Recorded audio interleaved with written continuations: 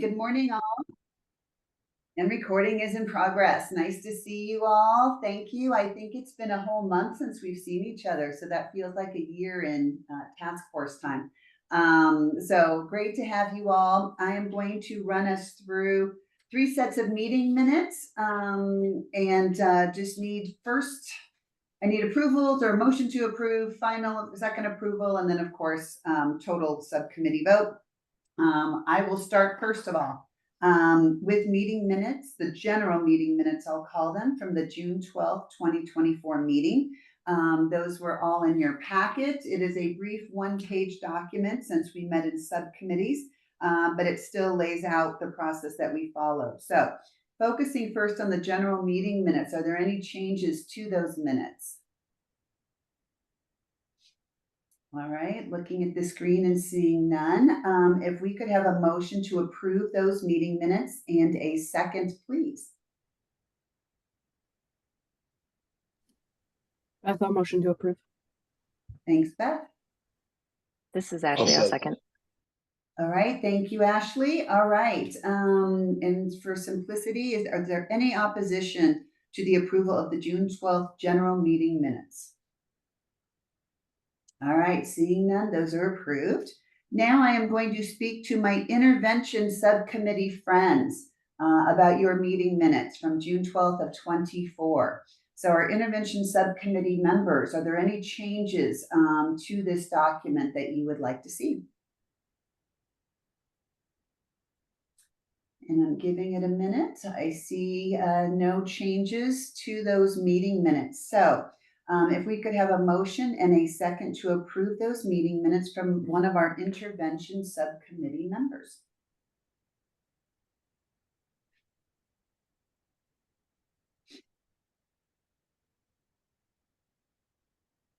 Intervention group. This is Anna. I can motion to approve. Thank you. And do we have a second? Beth, I'll second. Beth, thank you. All right. Is there anybody opposed to the approval of the intervention subcommittee meeting minutes? All righty, seeing none. Last one. We're moving to our prevention subcommittee group. Again, same thing, meeting minutes from June 12th of 24. Are there any changes that need to be made to this document? Okay, seeing none. If again, we could have a motion and a second to approve the prevention subcommittee meeting minutes. Elizabeth, I'll motion to approve. Thank you, Elizabeth. I'll second it. And that was Brandon. Thank you. All right. Is there anybody who is opposed to the approval of the prevention subcommittee meeting minutes? All right, those will be approved as well. My work here is done. Trace. Perfect. Thanks, Stephanie. Good morning, everyone. For those of you joined late, I'm on 4 a.m. Hawaii time, so excited to spend an early morning with y'all here on the island of Kauai. Worst places to be. But appreciate y'all being here today. We've got a 3-hour meeting ahead of us. If we don't need the full time, we won't use the full time, so we'll be as efficient as we can. We have, if you can believe it, we have 3 meetings remaining of this group, and just feeling a lot of gratitude for the work that we've done to date. And as we look at our draft recommendations that we're going to be presenting today and in our next meeting, which is actually next week, if you can believe that, there's been a lot of work done. So just really excited for folks to kind of dig in and review how the CPO team and our team has put together language to make sense of the rich conversations we've had over the last, almost 2 years, to really kind of get us across the finish line on these critical recommendations. So just a lot of gratitude and really hopefully some recognition for you all to really recognize that these recommendations are a result of the work that you all have done. So hoping that you see the momentum that we see, and what all has happened. So I want to just quickly review. So we've got today's meeting, and then I'm going to mute. Sorry, there we go. We've got today's meeting. We have next week's meeting, which is on Tuesday. So kind of a random meeting, but again, we had to slot these in where we could. And then we have one in September 4th, which is back on a Wednesday, 2 days before my birthday, heads up. And so what we're going to do today is we're going to review recommendations 1 through 4. In our meeting next week, we'll review 5 through 8. We will then be taking a vote after we've reviewed all the recommendations and had time to actually give feedback, etc. You'll then be reviewing the final recommendations via survey so that you have time to actually sit with those and take vote via survey. So that way we'll record everything formally that way. And then our final meeting in September, we'll actually be reviewing the final recommendations as they were voted on, and just kind of having a reflection celebration of the work to date, and kind of bring us back to center on any next steps as this group kind of pauses its formal work today. So with that said, the other piece I'd want to say around any voting, so just so you all know, with these groups, I have found that there is always 1 or 2 abstentions. We obviously love if people don't abstain from voting, but if you need to for whatever reason, the request that we're going to make, just as a full heads up, is that you provide a letter to us on letterhead, if you have letterhead, if you're representing an organization. If you're representing yourself, you can just write that and name that as well. So whatever your appointment is on the task force and whatever entity you are representing, and we will put that included in the report, just so folks understand that when they read who voted and who didn't vote, that it's very clear. And that's just a process perspective from our end. So just as a heads up there, that we will be asking for that. So if you know now that you're going to be abstaining from final voting, we will be reaching out for that letter to include in our report. With that said, I think that's everything from a process perspective. Does anybody have any questions? Again, today's recommendations 1 through 4, next meeting 5 through 8, and the final meeting to kind of review where the voting landed via survey and to just do some general reflections and next steps. Cool. Seeing head nods. All right, I think I made sense. Okay, so with that, Jordan has spent a ton of time with this language and the broader thinking around how we got where we got, and so has offered to kind of overview us on recommendations 1 through 4 today, and the recommendations in general. And then once she kind of finishes that, we're going to go recommendation by recommendation. We'll give you plenty of time to kind of read and sit with it, and then we'll open it for discussion for each one. And we've got about 30 to 40 minutes per recommendation. So we need to take longer. We can do that, and we'll figure it out on the back end. But that's kind of what we're looking at ahead of today. So with that, Jordan, I'm going to hand it over to you, and we'll go from there. Thanks, Trace. Good morning, everyone. Unfortunately, I'm not joining you from beautiful Kauai, but this is my lovely basement. So it's going to stay dark no matter what, and we won't have a sunrise. But good morning. Really, really excited for today's meeting to dive into these recommendations. On one more just process note, I wanted to mention when we send out the survey for final voting, everyone will have a chance to mark yes or no. It'll be correlated directly to your name. But I also wanted to make it very clear that if you choose to vote in opposition of a recommendation moving forward, we will be requiring that you provide us a written statement as to why, so we can again include that perspective, that understanding in the final report. It'll be included in whole. So for those who are choosing not to abstain and vote and take a position, if you're taking an opposition to the recommendation, I just want everyone here to know you're going to have an opportunity to share that reasoning why and what goes forward with that. And we will be sharing the results of those final votes in that September meeting, so everyone can see where we're falling. So there's a clear idea of where we're going to head with the final report that's due on October 1st. So Trace, I just wanted to add that point if there's something else I forgot there as well. Okay, great. So as Trace said, I know it's been a while since we've met, but we have been hard at work. And what that work is really comprised of is since our last meeting, I have reviewed every recording of our meetings. We have more than 100 hours of discussion logged on this task force, more than 400 pages of recaps, meeting minutes, research, note catchers. And I really have to say, it was such a wonderful opportunity to sit down and recognize the work of this task force. And I hope that everyone takes pride, because these were deep conversations. These were thoughtful conversations. I was so impressed when I really sat and I looked at the 30,000-foot view of how much we got into and how deep and how thoughtful everyone. So I just wanted to take a minute and commend all of you, because I know this has been a lot of work. I know it's been a lot of time, and you all made it very, very difficult to try and condense stuff down into a readable report and thoughtful recommendations. So we're in a great place. And it was fantastic work. So after that analysis was done, we really sat back and looked at, when we look at things in whole, per directive or per issue, what were the thematic themes that we saw come out? And what was very striking and I think very interesting from this group was we very much recognize that there are a lot of systems and a lot of information gathering systems that we need in Colorado to build.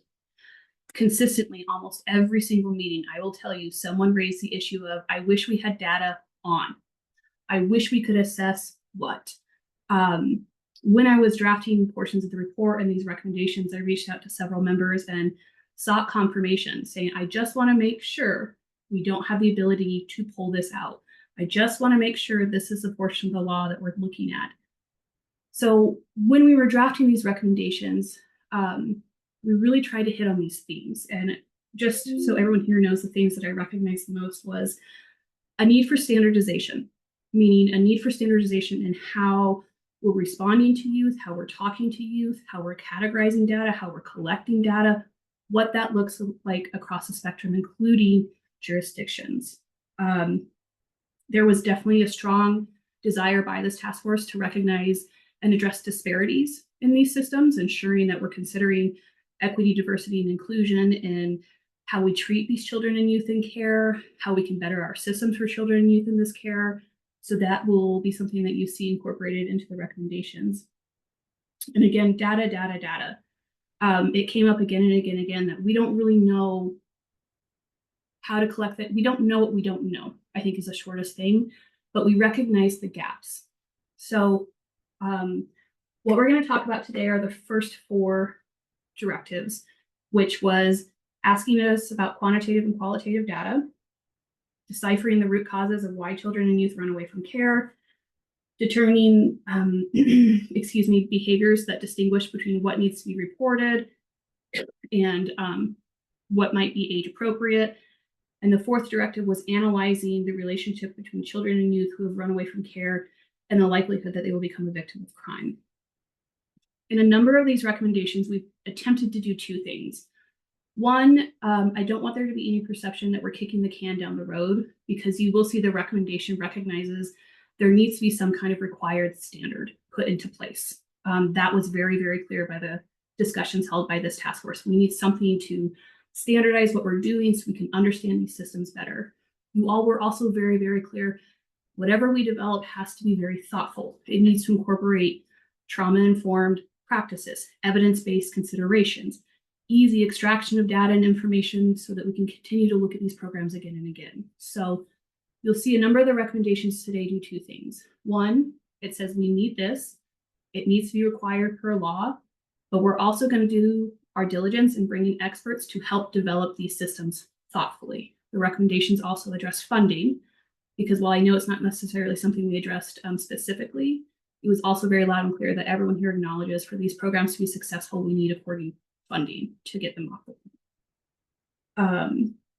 and then the great thing is, by approaching this, we actually have been able to condense the number of recommendations we have into really thoughtful, actionable recommendations. So you're going to see that as well.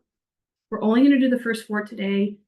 Just as context for Tuesday's meeting, what we're going to talk about next would be Directive 5, which is the comprehensiveness and effectiveness of law. That's where you're going to see physical restraints and temporary placements come up. So those conversations are coming. Directive 6 will be next Tuesday, which is where you're going to hear us talk about hardware, physical infrastructure, and the pre-admission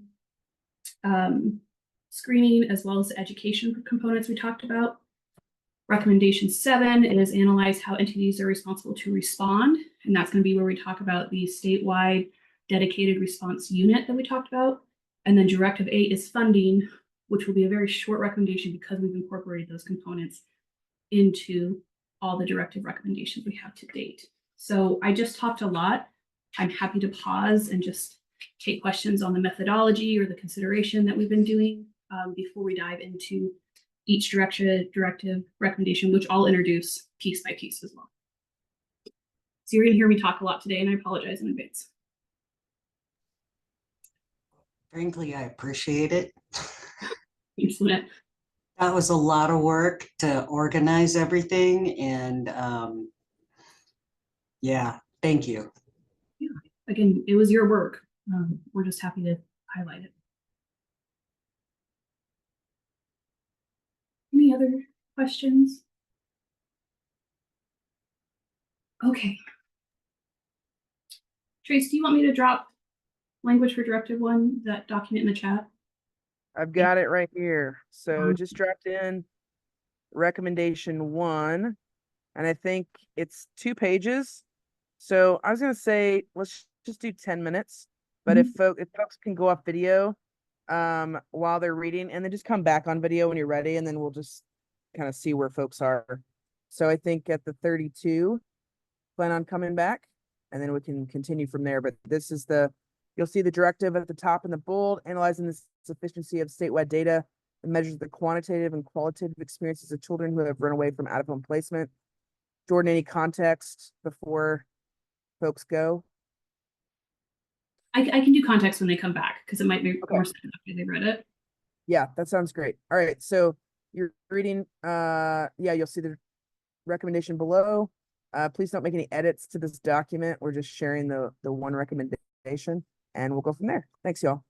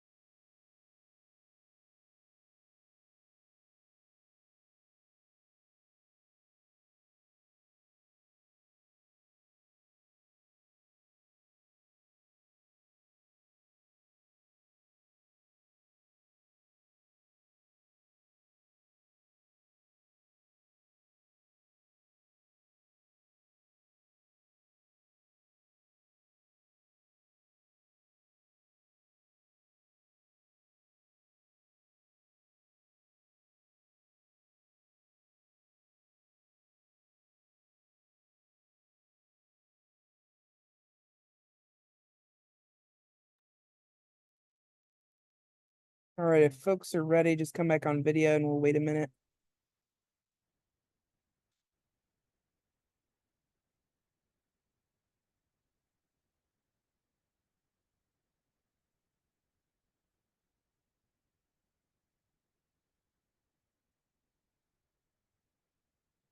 Also, if you ever feel like we're moving too quickly through these and need more time, just also feel free to send me a private note and say so, and we'll make sure we add more time on the back end.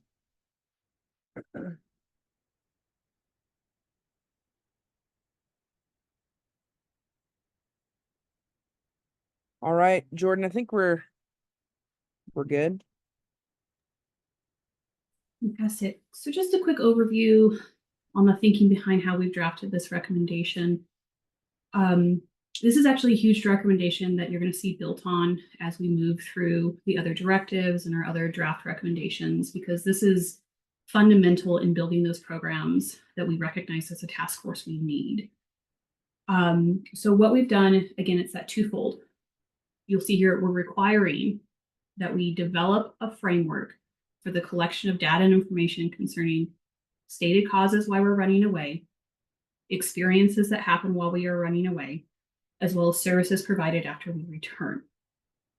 We're also requesting that the General Assembly put into statute the requirement that this is done and that this framework is used consistently among providers across the state so that we have one centralized location where we're entering information and where we can pull it out.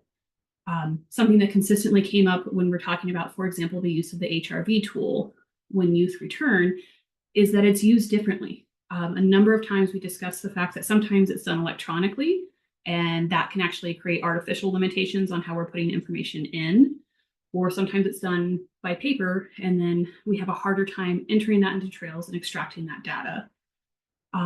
One of the things that we were really trying to get to at this recommendation is kind of shifting out of this posture where a lot of our changes in work is driven by anecdotes from individual experiences, individual facilities, individual programs, and instead considering creating a central repository of information so we all have the same info. And not only that, but all that information is then made public and addressed and kept in a central place. The thought behind putting it into Colorado law is twofold. One, it's finally going to draw down on that federal requirement, right? That states have programs where you have to do these assessments and you have to create thoughtful change for what's being reported to you. It's always nice to go draw down from federal law to state into reg. It creates that standardized process. It creates guidelines for drafting regulations that may correlate with the implementation of this program. So that's why we went for a state statute recommendation. Additionally, we really tried to hit on the transparency piece and the information piece that task force members talked about consistently as well. And that is, we don't know what we don't know. All of this is really insular right now. Parents, and I'm thinking of a lot of points Elizabeth and Kevin made, need more of this information to be able to make informed decisions about care for their children. So we tried to hit that component as well. Again, I really want to stress, I do not believe this is kicking the can down the road. It's requiring the requirement. It's requiring the thoughtful development of the framework. It's also going to require funding for the framework and funding for a correlating training program. I recognize I may not have included all the components of the training curriculum we may need. These were the most consistent themes I heard the group talk about, but we were very careful not to require the development of a tool that then wouldn't correlate with thoughtful training, because that's also something that this group consistently came up with, which is there's no centralized training components on how we handle this. There's no centralized idea on how we may want to be talking to youth when they come in, when we talk to youth, how we incorporate that data and where that lives. So again, this was all really tightly directed at getting the information and data that this task force indicated they needed to draw out better programs in this area. Again, we've hit funding, so I just want to make sure we're asking the legislature to fund it. And we're asking that both the framework and the training be reviewed on a regular basis. So with that, I'll stop talking, Trace, and you guys will see that I am making notes in the document. as Trace said, please don't edit. I'm just trying to make some notes here for myself. So when we can go back, I can edit accordingly. Any questions for me on that thinking? Please push back. I think Sergeant Cotter, you're raising. Yeah, I really think that this is key to it, but there were a couple of thoughts I had as we dove into it. One, I think the HRV like framework as a starting spot is a great one. I don't think that we should use the acronym. I think we should be as clear as we can because we are going to legislators and many of whom are not in our working space. I also think that we should make some recommendations around some of the vague-ish sort of, they're good topics. I think we know that we need to have this stuff, but we should be more clear about what our recommendation is. So the third bullet point, timelines for when the data and information should be collected. Instead of asking legislature to think this through, we should just tell them, we think that it should be within this time frame. I don't believe that I could really give you a number, but I think this group certainly has the expertise to come up with some numbers around there. And again, in that same vein, we mentioned income level. I think the income level, the income level of the youth that's running is relevant, but I think we need to be clear about that. Whose income level are we looking at, and how are we going to define that? If this is a kid that's in the government's care, how do we define that income level? Whereas if they're running but they have a stable home life, do we look at the parents' income, and how do we define that? I think we should give a little clarity on what we're shooting for with this comment. I'm also concerned about creating a perpetual group at the state level without, again, a little more clarity around what is this group designed to do. And so you dive into that a little bit, require and fund the annual commission of focus groups, but we should just dive into more specifically for the purpose of, and specifically, I would say we should spell out what some responsibilities, what empowerment should they have, like authorize them to make recommendations. If we haven't defined the data collection well, they should be empowered to say, we want some more stuff, or we want it in a different way, or we want more clarity around it.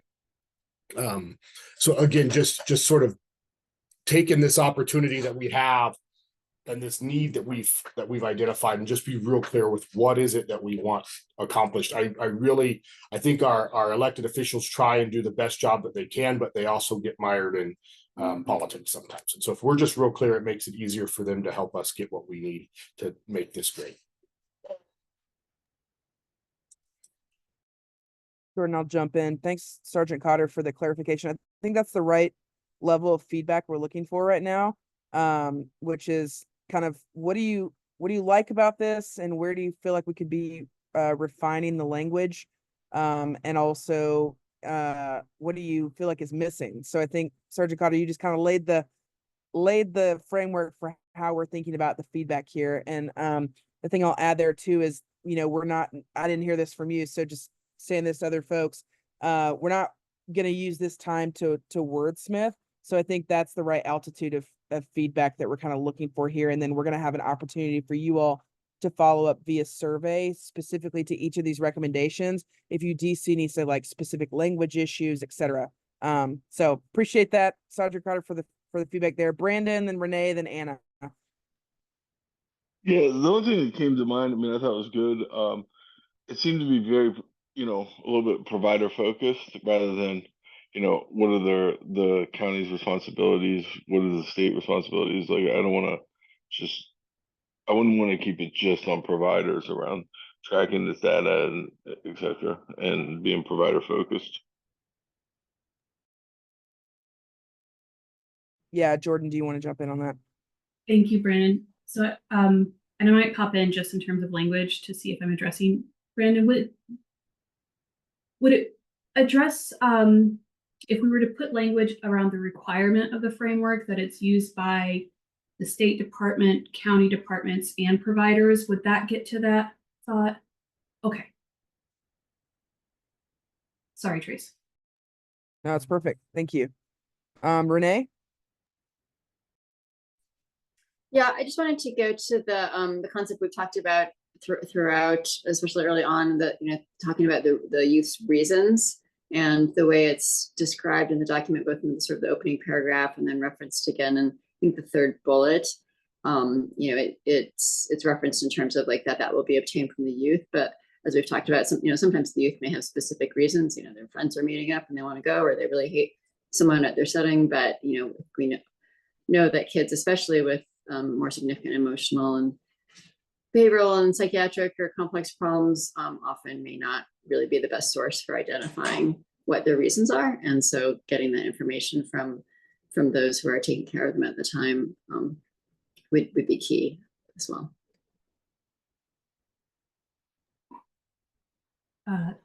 Thanks, Dr. Marquette. So if we were to draft language around to obtaining possible reasons from youth and those on the care team or something like that, would that address that? Yeah, maybe I was thinking maybe even finding a different word than reasons, because reasons implies that we really know the reason. And I think that can be a leap. So the precipitants, the contributors, something like that from, and obtaining it from the youth and, the others, however that might be worded. Thank you. Thanks, Renee. Anna, then Lynette.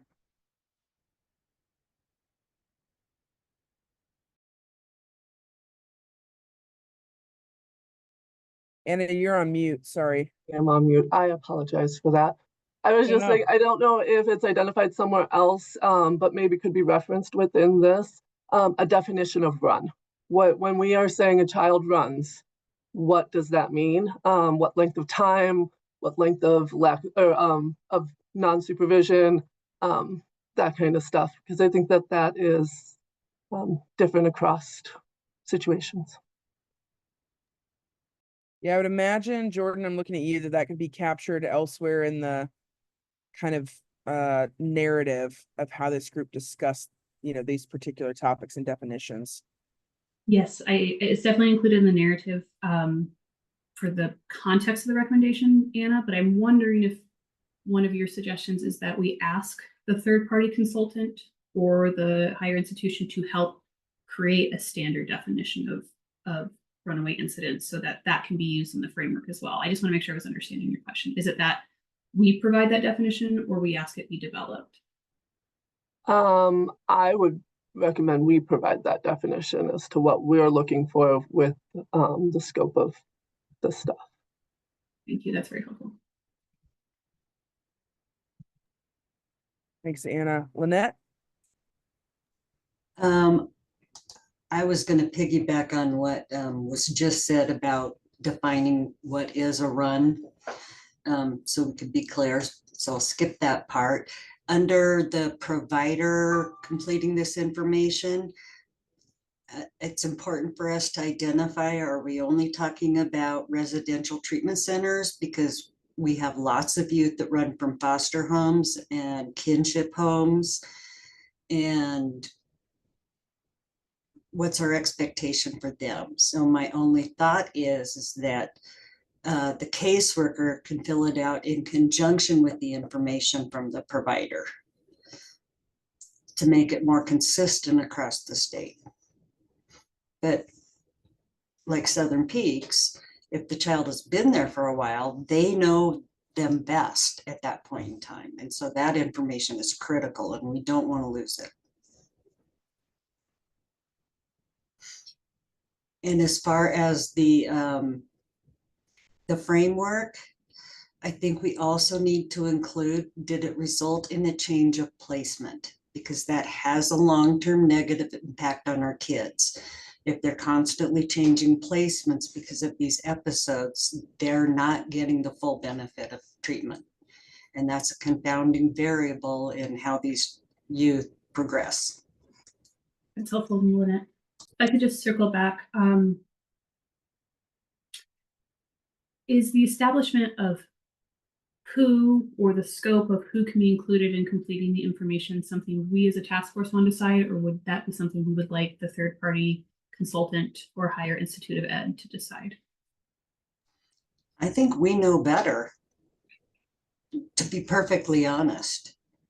I mean, not that they're not smart and can't figure it out, but I think if you want something consistent and you want it in an electronic format to pull data back from easily, it needs to be the caseworkers that enter that data,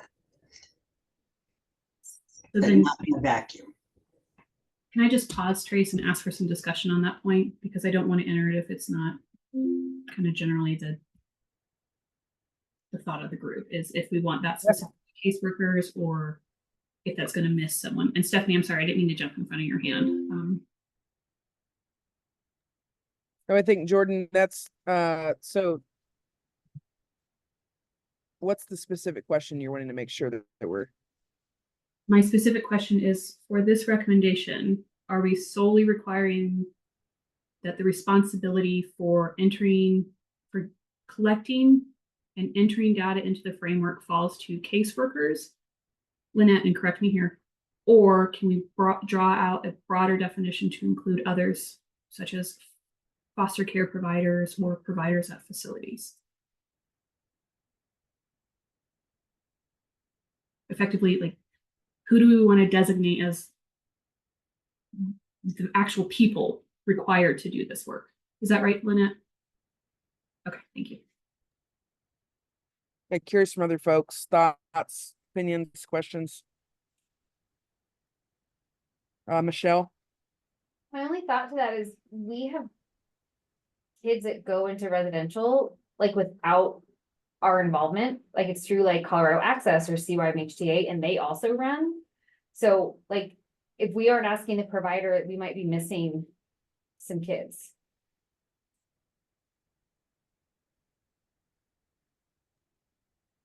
Yeah, so addressing any sort of those gaps, which also might be a way to put in some language there, Jordan, around the broad, we recognize that this doesn't capture, there are unique circumstances that might, that sort of thing. Okay, great. Thanks, Michelle. Anything else from anybody? Or any concerns with that kind of clarification and then also capture? All right, cool. I think the only, sorry, Trace, for being delayed on the response. The only thing, and I know that this kind of talks about like the development of a framework and data collection. It just kind of depends on where that data would be entered. Because if you're utilizing the trail system, a lot of the providers do have access to trails, but some of the providers don't and things like that. So it's hard to like give an opinion, not having an identification of where the data collection would be requested to be submitted. Thanks, Does that make sense? It does. And that was one thing that we considered. And I guess it's the second question I posed to the group is, throughout the discussions, we pretty much confirmed, at least at this point in time, Trails lacks the ability to extract the data in the manner which this group deemed necessary. So to your point, Anna, it may be beneficial that we suggest the development of a new framework that's compatible with Trails that would allow expanded access. Go ahead, Stephanie. Yeah, I think that these questions are all really important. So yeah, I think that sort of picking up on a lot of the different threads, I do think that we have to be clear to Sergeant Cotter's point about this is a statewide database, right? And maybe the recommendation is, and Trails, right, would be the optimal place to put it because we have caseworkers who go in there every day already, right? And or providers, to Michelle's point, who may or may have some limited access. But I think we should decide, like, is this a state database? Is it a suggestion to is this third party really, I guess this is my question, is the third party designed to help us find the system that is best used here? So let's say it's Trails, right? And that person helps us create a framework that goes into Trails. Or is this person just designed to create the framework, which frankly, a lot of all the information in this directive is the framework in my brain, right? Substantively, just because you've listed so many data fields that we've worked on. And so I guess I think we need to be more specific about the location that we're thinking of. And if it's trails, and we just put a caveat to say, to the extent feasible, if not, right, we should consider a third party somehow, or third vendor, or I don't know what we want to say. So I think that we do need more detail on that. And then I guess I had a larger question, Trace. I think this group has raised some good points about, like, what is the definition of the word run? And what would be the timeframes around data entry? And I know we don't want to go 500 feet just because, right, 500-foot level here, just because day-to-day people on the ground, I think, right, we come up with deadlines, in other words, in theory, and then we're like, oh, that doesn't work because we actually have to provide the courts with this document first, or you know what I'm saying? So I guess I'm curious about process, to the extent this group wants to go back and put further definition. How do you envision us doing that in this group with our time remaining, and not just kicking that can completely down the road? If someone should define this, and someone should decide where the framework is located, right? Yeah, so you're asking, well, are you asking, or are you saying for process on definition of these kinds of terms that might come up through these conversations? Is that right? I have two things. One is, I think I agree with Sergeant Cotter and others, we need to be more specific in some areas. But secondly, Yep. what would the process be for us to accomplish that? Yeah. Yeah, I think that so we're gonna give we can take a stab at this, and Jordan, you feel free to jump in. We can take a stab at where the obvious parts are of the examples, Sergeant Carter, that you gave, and where there might be opportunity. We can, you know, go back through and look at where there are opportunity to draw out more specific definition here, and then do that via survey. I think the biggest thing I would just say is that so much of this can be accomplished via email and survey, but people have to be responsive. So so we will be getting after folks. But Jordan, I'd be curious if you have any concerns on your end from that, but that would be, I don't have any concerns as far as our ability to do it from a process perspective. But yeah, Jordan, I'm curious what your thoughts are. I have a thought, but Stephanie, I saw you come off mute first. If you Oh, sorry. No, I'm supposed to be on. we could certainly do survey and emails. I would just propose this consideration to the group.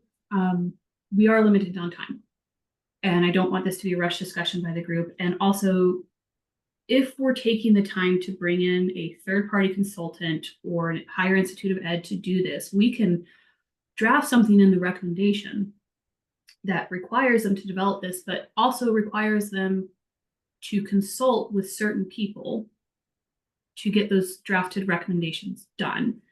And the only reason I point to that is we do not, I think, have the time we need to get that as tight as we want it. We can certainly, as a group, require the considerations of what should be included in that definition, what should be considered, and who should be consulted by the third-party consultant. But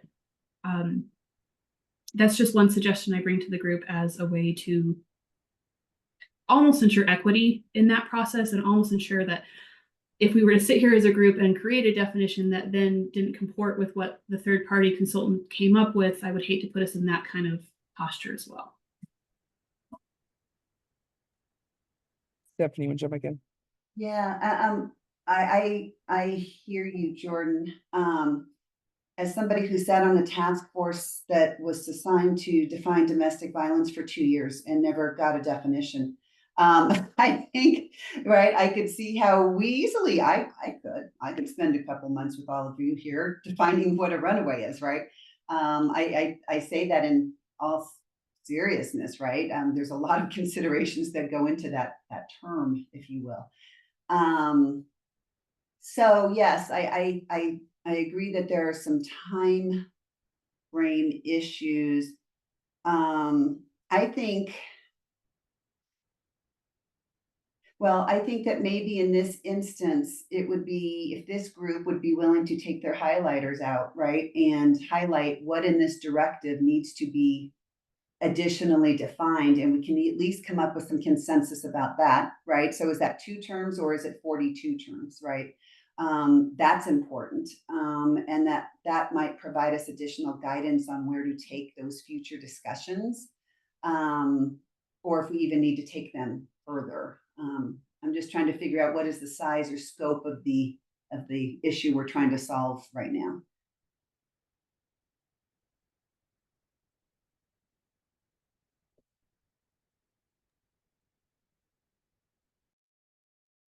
Jordan, anything else to add? No, I appreciate Stephanie's question on defining the scope. What if we did that practice first really quickly, Trace? And I can pull up the document, we can highlight, and then maybe we discuss the suggestion of requesting and putting specifics around a third party doing it, if it's narrow or if it's too much, deciding what we can tackle. Yeah, I think we'll have time. Okay, so I'm going to pull this doc up really quickly.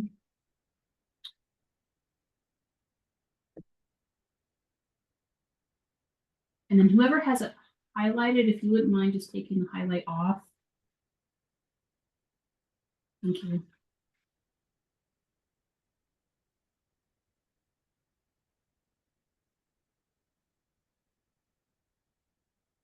So I know that we've talked about running away from care as needing to be defined.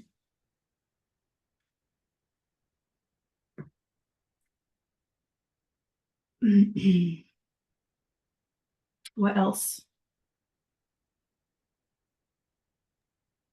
Sergeant Cotter, I think you talked about this acronym, but I think that's separate from this discussion, correct?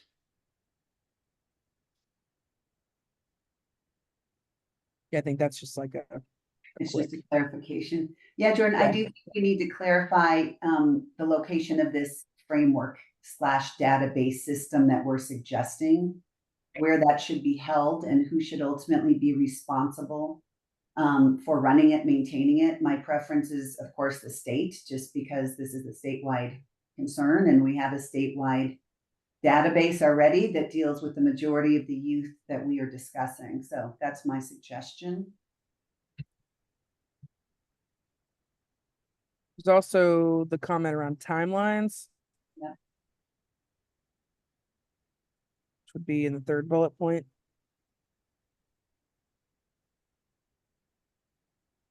There was also the suggestion in bullet point 4. Sergeant Cotter, you mentioned the word income, but I don't know if there's more that you wish to add to that. And then I also wrote down timelines. Where did I see the word timelines in here? That I just highlighted it in bullet 3. Yeah, that's the third one. Sorry, thank you. And finding a different way to say youth's reasons. Yes. With the income comment, I just thought we should be more clear about whose income are we trying to track. And I think if we just left it there, it could easily be interpreted as the child's income, which is probably negligible and not informative. So I just thought we should flush that out a little bit.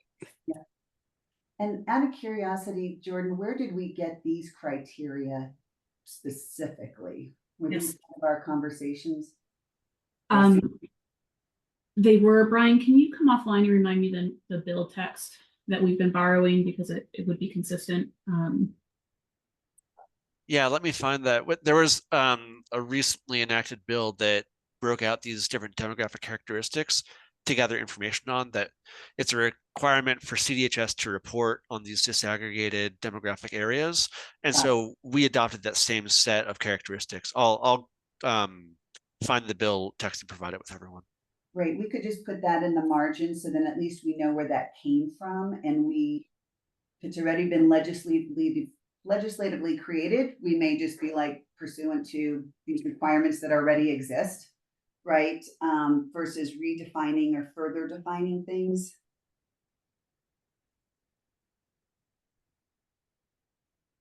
I know there's a lot of sensitivity about these categories overall, right? And making sure that we meaningfully capture family demographic information and not engage in, stereotyping or right, those sorts of things. So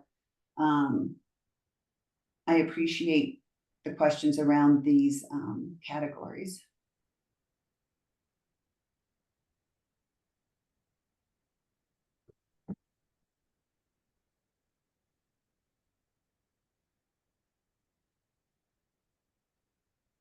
Any other pieces bullet here? Sorry, point. Tiffany. Bullet point 6 also has Renee's, I believe, language that Renee flagged I'll flag that throughout. I think we have it in in a couple of places. Yeah, thank you. no problem.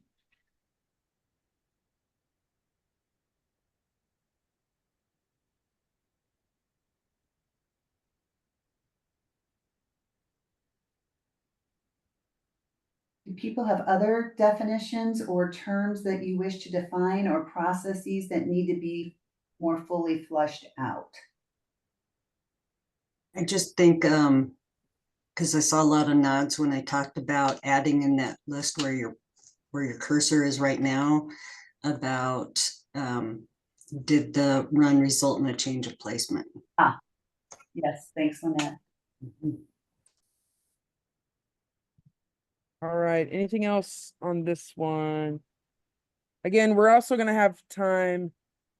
We're gonna give a go at some of this via survey, so there will be opportunity too if you catch something later. Don't feel like this is your last opportunity. But and thanks, Brian, for dropping that in. Jordan, did we also catch Lynette's discussion about, and I think you already, I saw you taking notes about who should be the persons Yes. responsible for entering the data? Thank you. Yeah, I do have my notes down here. Thanks. No worries. The only other thing I'm thinking about is with the timelines. Mhm. And I don't have the answer, but they should consider whether it should be at the time of run or it should be at the time of return. Or should there be an initial run report put in so that we know how many youth are on the run at a time? Because some kids stay away for a long time. Yeah, and I guess my question is, Jordan and everyone, this is the data directive. And I know down the road we have directives regarding all those questions, Lynette, which is creating a statewide response protocol, creating potentially a statewide, I don't know what I want to call it, category system, risk assessment systems. So I'm wondering if some of those pieces get better tied in there, right? Because those are different frameworks. I consider this whole project one big massive framework issue, right? Is Right. we lack data, we lack certain tools when kids are gone, while they're gone, when they return, right? So I think the group that's going to analyze this, the consultant, that's the ones that should make these decisions. the So other it's just the broad. Great, Lynette. And the only other question I had for this group and Trace and Jordan is, to what extent do we want to insert this group in these ongoing conversations? And I'm not suggesting we say, let's keep the whole task force running in its entirety for 5 years. But maybe there's just even gentle language that says the task force recommends utilizing the expertise of task force members who are listed at the back of this report, right? Just because I think there will be members here who are like, let's carry on, right? So we've already put a lot of time into this, and there's others that, we'll have to, move on to a number of other good projects that they're working on. So I just think we should offer that up because this group does have extensive experience on these issues. Yeah, I appreciate that point too, because I know we're going to be using similar language for mandatory reporting as far as like how we might utilize the group or members of the group, like you said, moving forward. So we could definitely capture that. I mean, yeah, we could do that one of two ways. We could have a directive for the third-party consultant to contact members of the task force, or we could extend the life of the task force to ensure that we're updated on the work of the third-party consultant and have an opportunity to weigh in. One is just a different structure and statute and kind of a different recommendation. So I just float that because I appreciate the time commitment, but that in some ways that is a more structured analysis for the third party consultant. It would not be our, hey, let's meet 3 months, 3 days every month at 8 a.m. It would be, we could certainly draft it to keep this task force intact. And that, we should be provided quarterly updates from the consultant and an opportunity to weigh in or something like that. But well, maybe Stephanie, that's not what you're suggesting. That was one structure that came into my head. Yeah, I think just leaving access open to this group is all I was suggesting. Nothing more structured than that. Encouragement is, I guess, what I'm saying.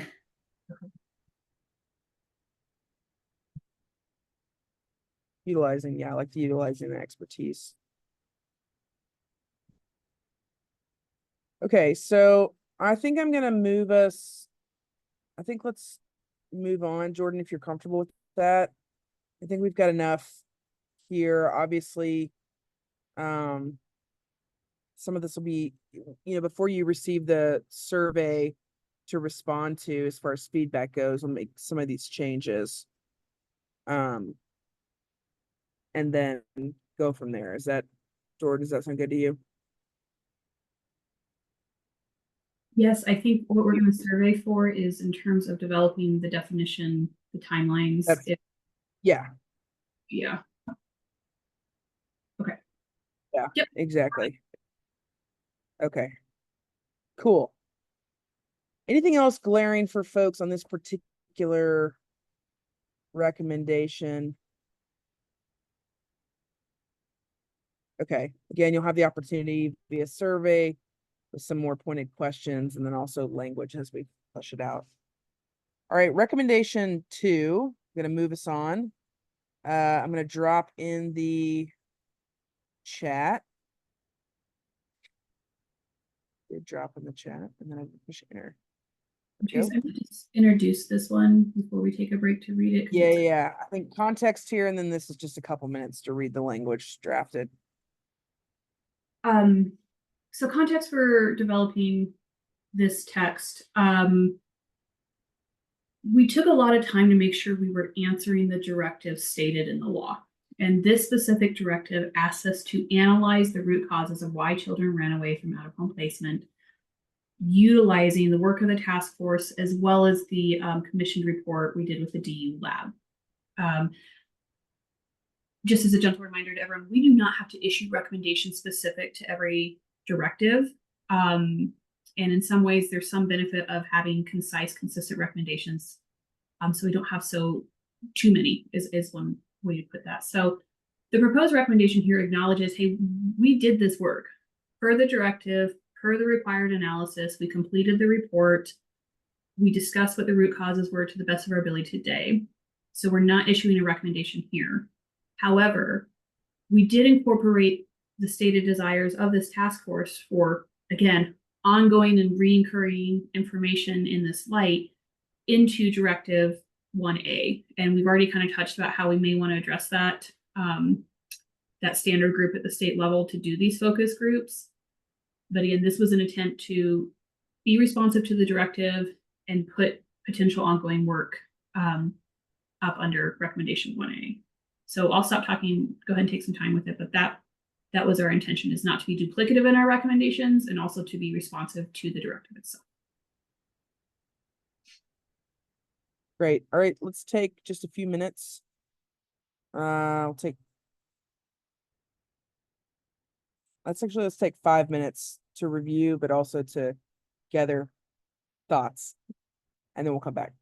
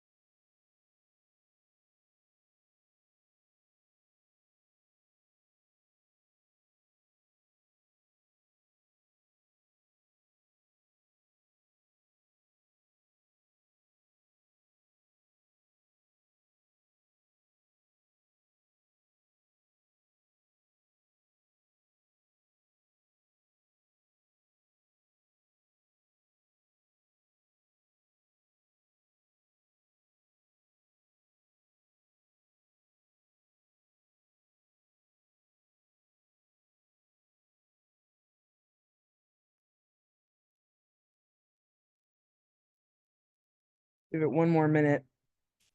Just come back on video when you're ready.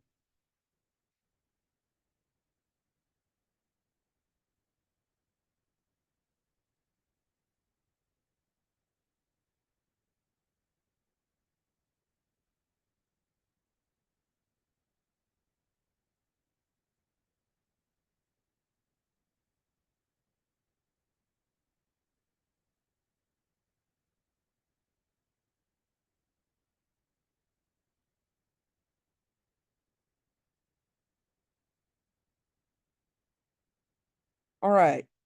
With the context that Jordan shared, curious what folks think of the thinking framing here, but also the language that you see written. What do you like? What's missing? Either of the two.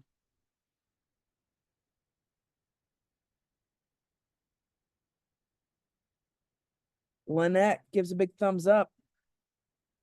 Love that. Are folks comfortable with this? Generally speaking, it looks like I'm not seeing any. Okay, cool. Well, no reason to sit and circle then. Great. All right, Jordan nailed it on this one. Okay, cool. Well, moving on then. I am going to drop in recommendation 3. And Jordan, any context you want to share before we move into just reviewing here? Yeah, just quickly. So this, just context for how this is going to fit into kind of the continuum of, for lack of a better word, continuum of response that we've talked about as a task force. Recommendation 3 gets the development of specific criteria and categories for risk, as well as developing a standard statewide protocol based on those criteria of risk. This will couple with Directive 6, where you will see recommendations to develop that pre-admission or that early admission screening tool to use the criteria to discuss in Recommendation 3, and then it will compound into Recommendation 7 for the possible implementation of a dedicated statewide response unit. So I just wanted to give that context. This is where we start building on that concept, if that helps.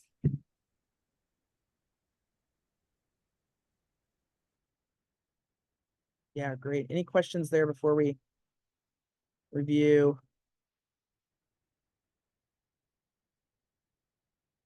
Okay.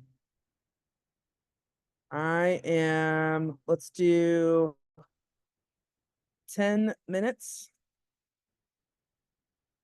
to review, gather your thoughts, and then we'll come back.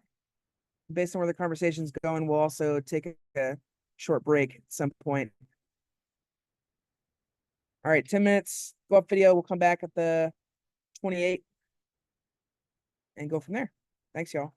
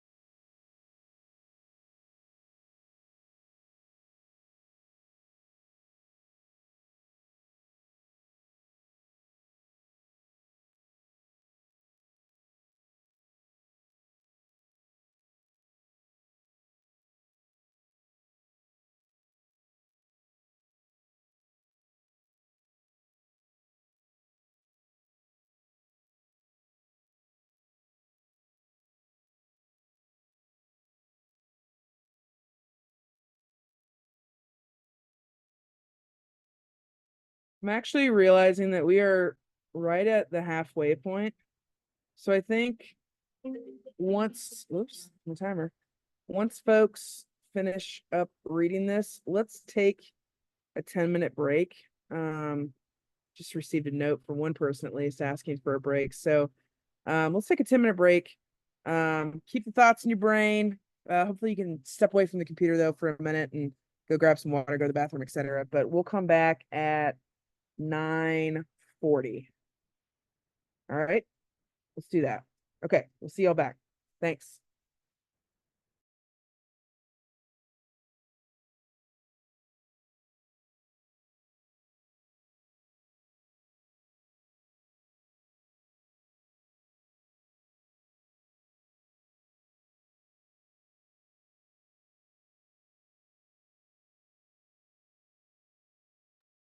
All right, welcome back, y'all.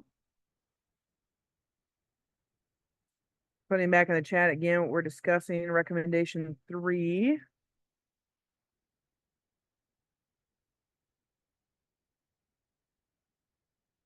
Lots of content here, obviously. Curious. See Ashley's piece in here as well. Just gonna read it out loud for anybody not able to read the chat. Ashley's driving, so just says, bothering me that this recommendation doesn't affirm that we do agree some youth who run are not as high risk when that run is to family for a short period to a known place, etc. Also, I think it should explain a little more about what response would be different if they are more at risk for running. Do we mean that in a profiling way, or do we mean if they are high risk because of a category and they run, it would be a different response? And if they run, it would be a different response. Sorry if not articulating well. Articulating just fine. Ashley, thanks for the comment there. So with that, either responses to Ashley's comment to kick it off or your own. Jordan, did you want to jump in real quick? Yeah, do you mind if I jump in with a little context? Yeah, please. Thank you. And again, thank you all for putting up with my continued talking this morning. So again, context in the development of this recommendation really was to start that baseline for kind of this more standard continuum of response for when children and youth are running away from care. The criteria we have in 3A, sort of this baseline that would then lead to the standard response that we have in 3B, which again then goes into those other recommendations I talked about before the break. I just wanted to point out, because I was curious and I recognized during the break I went back to Anna's question about the definition of what constitutes running away and how we wanted to define that. And I went back to the conversation where this group actually developed the criterias and characteristics listed in this recommendation. And I found that that's actually exactly where we talked about this issue. As you can see, the directive asks us to determine what behaviors constitute running away from care. And in that conversation in my notes, I found that as a group, we had large consensus that there is no one single definition that registers for when a youth runs away from care. It depends on the individual youth. It depends on their individual circumstance, diagnoses, behaviors when they run away from care, which is why we never really got to that really, really narrow use of that language, right? We've even talked about whether the term runaway is appropriate because for one youth, going to 7-Eleven, as we've heard, is maybe not an instance of running away that requires a response, but for another youth with a past behavior of dangerous behaviors and getting to that 7-Eleven, it could be. So I just offer potentially that this group has done the work. You've identified these characteristics of running away from youth as needing response. To Ashley's point, we haven't necessarily identified characteristics that may not require a response, and that could be something we add to this directive. But I just wanted to float that out there because I think you guys have already done the work on creating characteristics of whatever we want to call it that requires a response for when children or youth walk away or run away or place themselves in a position where we need to respond. And Trace, I don't mean to derail us, but and it's always funny when you compartmentalize these things and you get to the next step and you're like, oh yeah, actually that is there. But I wanted to raise that for this group before we get too deep into 3A and then how we want to consider these characteristics throughout our recommendations.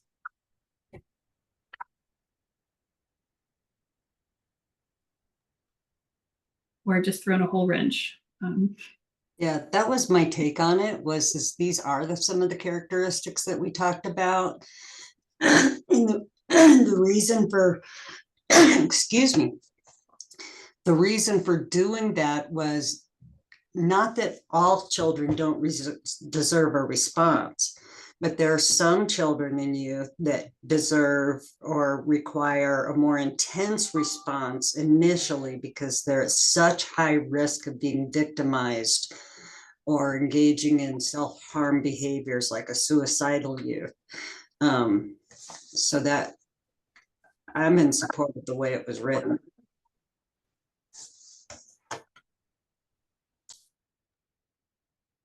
Kevin, I saw your hand go up. You want to jump in?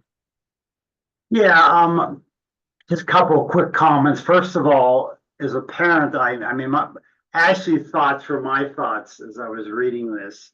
But as a parent, if a kid is gone without permission, it's IN, by the way, KVIN.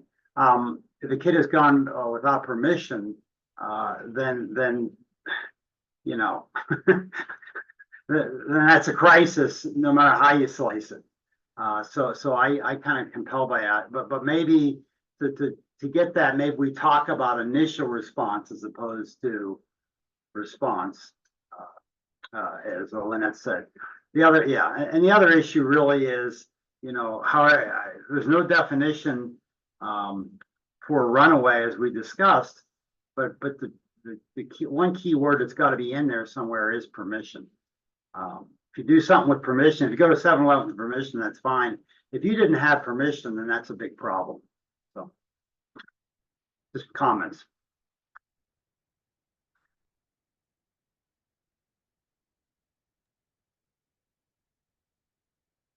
What other comments, thoughts do folks have, reactions to the language here?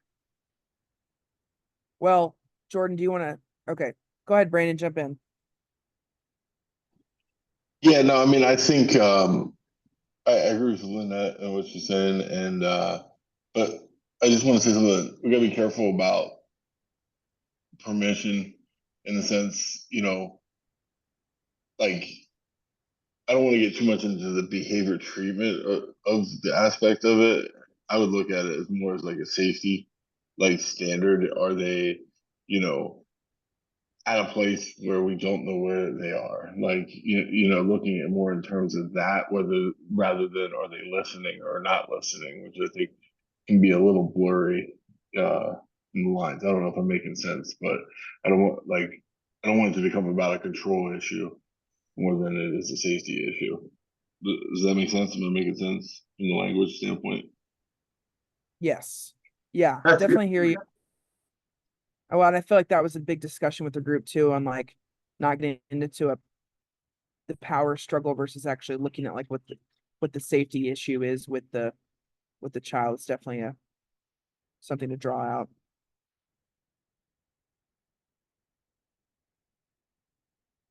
What other thoughts here? Or sorry, Beth. Yeah, go ahead, jump in. You're good.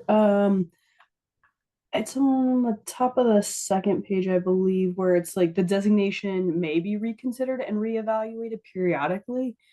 I think that needs to be changed to with every run, it needs to be reevaluated. Can you? I think Jordan got it, but I'm just curious. Say that one more time. Which line?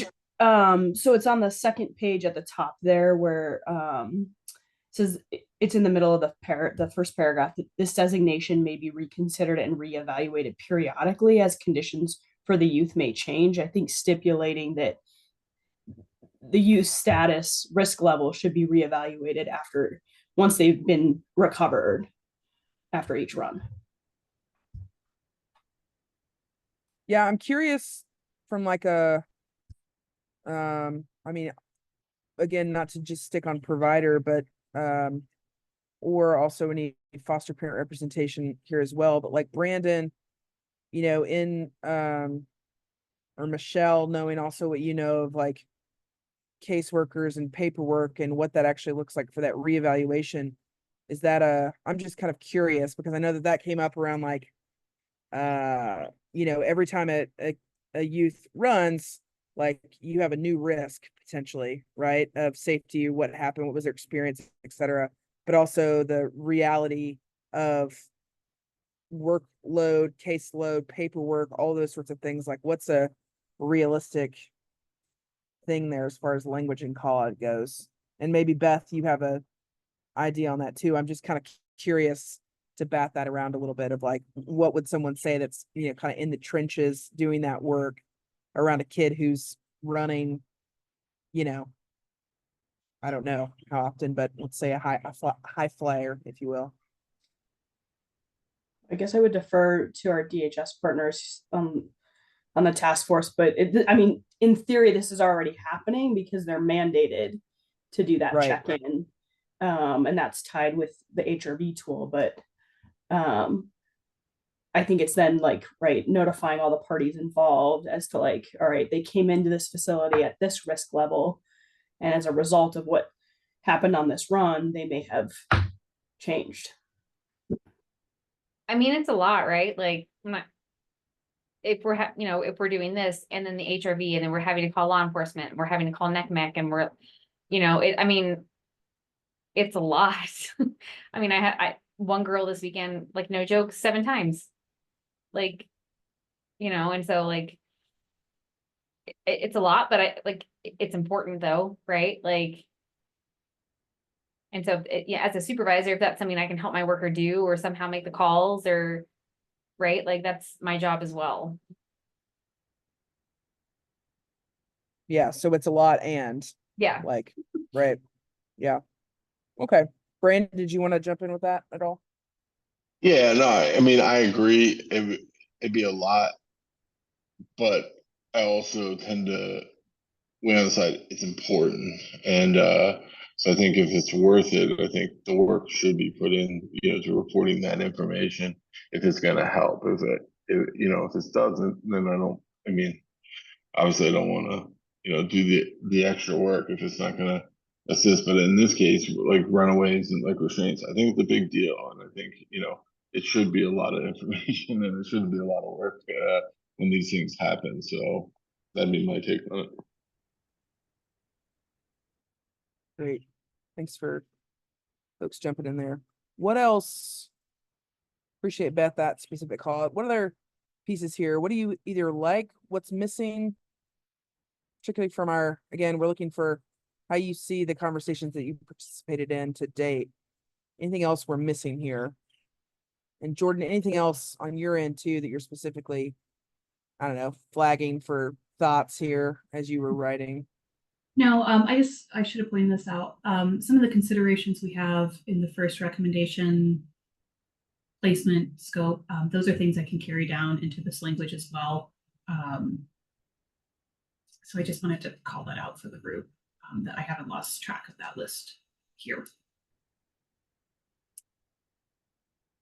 Great, Michelle. Or actually, hold on, Brandon, did you have your hand up still for something else, or you're good? No, sorry. Okay, cool. Michelle, go ahead. The thing that kind of popped out to me was when it says, in determining appropriate levels of risk. I don't know if, because on the flip side, like protective factors, and we often speak that language in DHS world, right? Like, did the kid take a phone, right? Can they communicate with someone if needed, right? Like, have they historically run home, right? Like, are we able to like also look at the other side of that? Like, knowing running is scary.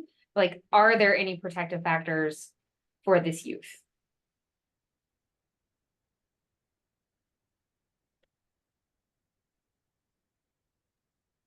Yeah, Jordan, I think what we could do maybe then is expand this directive to, and any such tool should look at the following factors, right? The risk factors that have been listed, protective factors, right? Is there anything else, Michelle, you would add to that equation? No. Okay, I think that's fair. I think that makes a lot of sense.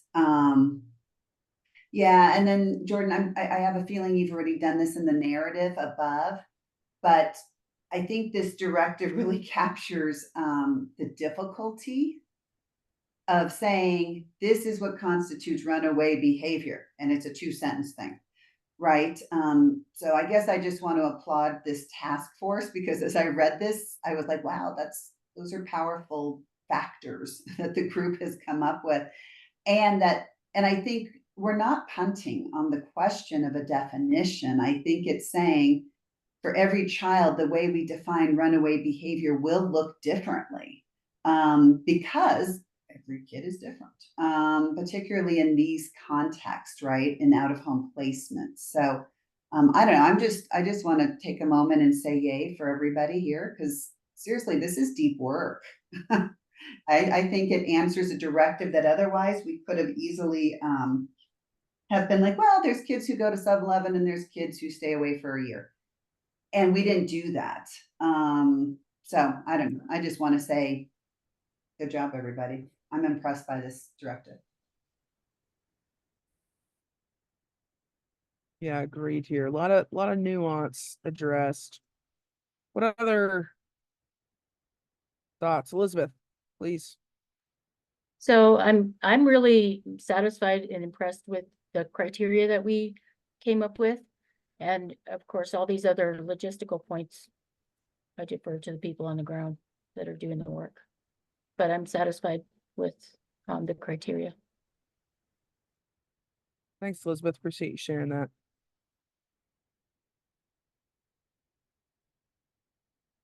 Anyone else here? Again, we'll have some wordsmithing opportunity via survey, but any other things you want to bat around or? Okay. All right, Jordan, you good to move on? Okay. Great. So bringing it home again for today's meeting with recommendation 4. Would love for you, Jordan, to give context. It's another short one, so I think the context here around how we landed is helpful for folks. And then we'll just give a couple minutes to read and give thoughts. And Lynette, appreciate your note here. And certainly we'll make sure that that's captured and carried throughout the recommendations. And Lynette, just to assure you, that concept is heavily emphasized in the narrative above this recommendation. Yeah. That the task force was clear that everything deserves response and urgent consideration. Yep, I saw it. Thank you. So moving on to Directive 4, which requires the task force to analyze the relationship between children who have run away and the likelihood that they will become a victim of a crime. Similar to Directive 2, we did this analysis heavily, actually. If you recall, in some of our early discussions, we brought in experts that Brian worked with from the University of Nebraska. We've considered the research, the data around this point. And the narrative for this directive truly acknowledges, like, this is a widely kind of recognized point. The risks of exposure to human trafficking, criminal activity, what that looks like is pretty widely acknowledged. Where we as a task force then really focused our conversations was, it may be acknowledged and we may be doing individual efforts around the state to capture what happened while you were gone. Can you talk to me about this? We do have the HRV tool in place.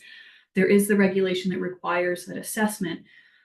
But again, we don't have that central repository of that information. And we do not, and again, I confirm this with the state, currently have the ability to extract that data in a meaningful way. And that's the capabilities of trails. That's the capabilities of how we're entering into trails, whether we're doing the HRV tool.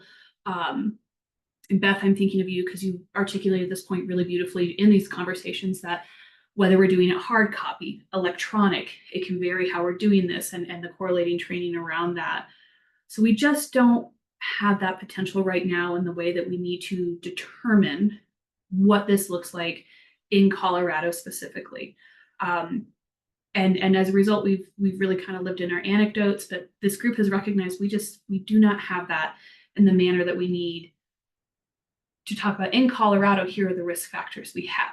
So we did analyze the relationship and found that we need more information to do this, particularly as it relates to the experiences of children and youth when they're out of care. So we would not be issuing a recommendation specific to Directive 4. And if you recall, going back to Directive 1A, where we're requesting the framework be built, and that one of the data points concerns the collection of experiences of children and youth while they're away from care, is included in that framework above. I also think it's important to note that when we drafted that framework above, it's intended to go beyond what the HRV tool looks at. And that's something that this group talked about. The HRV tool is a great starting place.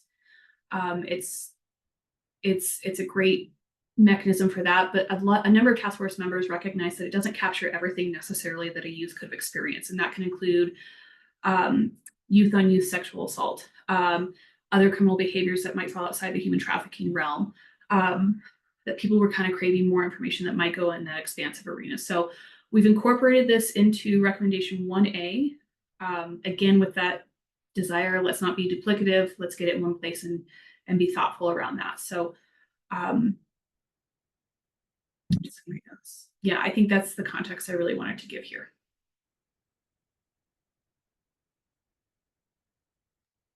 And again, I'm sorry, that then gets to the point of incorporating federal law into state law, which then guides regulations. So that's why we're going to the legislature. I promise that's all I have to say. I'll stop talking. Jordan, one day you won't apologize every time you have something thoughtful and smart to say. Thanks, Jordan. All right. What reactions, thoughts, questions, clarifications? Stephanie. Yeah, I mean, I think it's accurate. We just never could provide the data and the information to this group, that talks about the connection between runaway behavior and being a victim of crime. It did not exist for our state, for this population of youth. So I just think it's an accurate statement. And it goes back to why we want the information in 1A, or the recommendation of a framework and actual data keeping systems, so that we could actually answer this question, perhaps in the future. So I think it's spot on.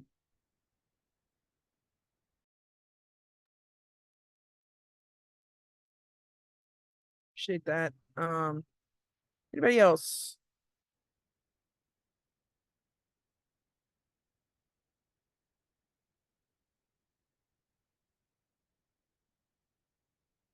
Okay.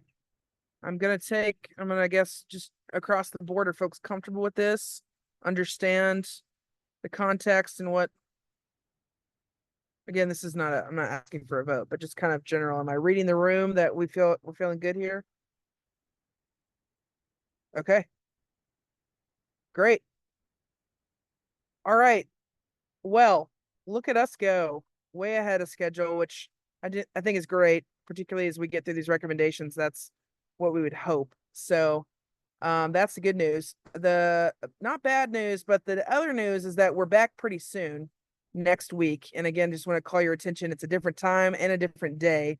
You should have it on your calendar for next Tuesday. And I can't do the math right now with my numbers. So that's 1 o'clock. I'm on island time, you guys. I don't know what's going on.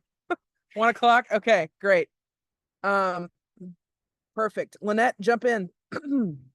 Just wanted to say I got served jury duty notice for the 6th. Hopefully I don't get selected. I know all the judges and lawyers, but if I do, I may not be available. If I don't get selected and we're done by then, I'll join the meeting.